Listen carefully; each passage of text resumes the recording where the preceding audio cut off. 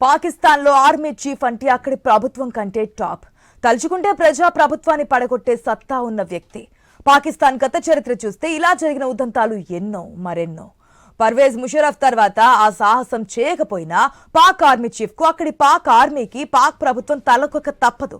అయితే ప్రస్తుత Pak army chief general Asim Munir మాత్రం పూర్తిగా రివర్స్. పహల్గాం దాడి తర్వాత పత్తా లేకుండా పోయారు. అసలు పహల్గాం దాడికి ఉగ్రవాదులను ఉసుగొల్పింది మునీరే అన్నది ప్రధాన ఆరోపణ. కొద్ది రోజుల క్రితం కశ్మీర్పై మునీర్ చేసిన వ్యాఖ్యలు పహల్గాం దాడికి పోలిక ఉండడంతో పాక్ ఆర్మీ చీఫ్ ను కార్నర్ చేసేవారు ఎక్కువ అవుతున్నారు.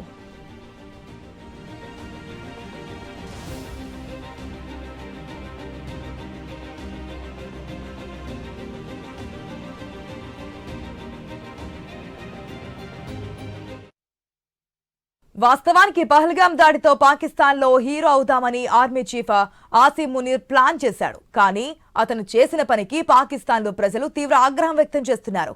దీంతో ప్లాన్ రివర్స్ కావడం, పహల్గాం దాడిని భారత్ తీవ్రంగా పరిగణించడం, గతానికంటే భిన్నంగా మోదీ ప్రభుత్వం స్పందిస్తుండటంతో మునీర్ ఫీజులు ఎగిరిపోయాయి. పాకిస్తాన్ ప్రజలకు కొత్త కష్టాలొచ్చాయి. దీంట్లో నీటి కష్టాలు, సరుకుల కష్టాలు, మందుల కష్టాలు, ప్రయాణ కష్టాలు ఇలా చాలానే ఉన్నాయి. భారత్తో గతంలో 3 సార్లు యుద్ధం జరిగినా పాకిస్తాన్కు ఇలాంటి ఇక్కట్లు రాలేదు. ఇప్పుడు మాత్రం మోదీ ప్రభుత్వం పాకిస్తాన్ను చక్రబంధం చేసేలా ఎత్తుగడలు వేస్తోంది. దీంతో గతంలో పాక్ ఆర్మీ ఏం చేసినా మద్దతుగా నిలిచిన పాకిస్తాన్ ప్రజలు ఇప్పుడు మునీర్ కనిపిస్తే చెప్పుతో కొట్టేందుకు సిద్ధంగా ఉన్నారు.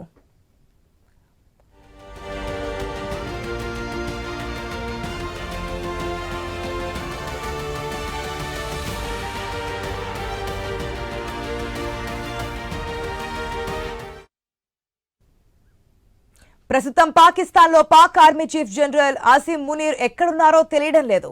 మునీర్ గాయబ్. పహల్గాం దాడి తర్వాత పత్తా లేకుండా పోయారు. ప్రాణరక్షణ కోసం పరితపిస్తున్నారనే చర్చ నడుస్తోంది. సొంత దేశంలోనే ప్రాణ భయంతో ఆర్మీ బంకర్లో దాక్కున్నారని చెబుతున్నారు.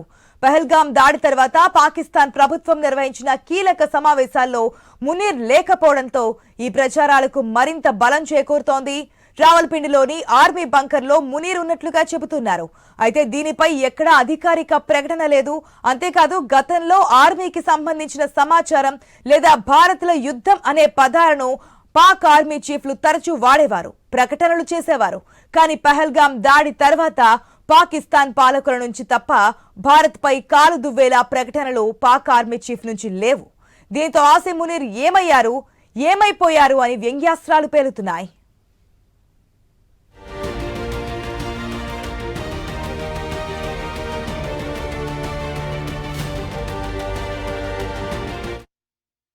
పాక్ ఆర్మీ చీఫ్ ఆసిమ్ మునీర్ మానసిక స్థితి సరిగా లేదనే వాదన కూడా ఉంది. 1980లో జనరల్ జియావుల్ హక్ భారత్ కు వ్యతిరేకంగా ఉగ్రవాదులు ఎగదోస్తూ ఆపరేషన్ టైపక్ ను ముందుకు తీసుకొచ్చాడు.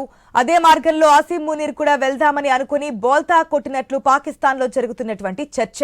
అప్పట్లో జియావుల్ హక్ కూడా భారత్ లో మత విద్వేషాలు రెచ్చగొట్టే ప్లాన్ చేశాడు. ఆ విధంగా వెళ్తే పాక్ లో సూపర్ హీరో కావచ్చని మునీర్ భావించి ఉండొచ్చని పాక్ రక్షణ నిపుణులు సైతం అభిప్రాయపడుతున్నారు. కానీ ప్లాన్ ఇలా రివర్స్ కొడుతుందని ఊహించలేకపోయాడు. భారత్ ప్రభుత్వాన్ని తక్కువ అంచనా వేయడంతో ఇప్పుడు ఉక్కిరి బిక్కిరాయి బంకర్లో దాక్కున్నట్టు చెబుతున్నారు.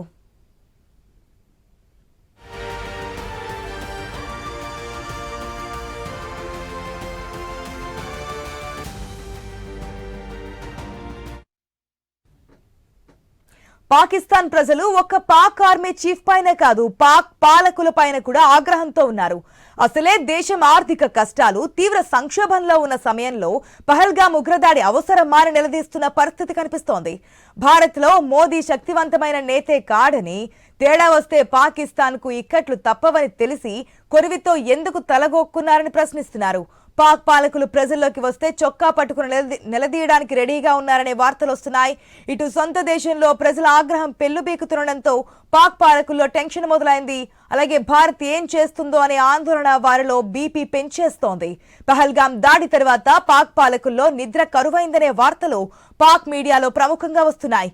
కొందరు మంత్రులైతే నిద్రలో ఉలిక్కిపడి లేచి బీపీ మాత్రలు వేసుకుంటున్నారు.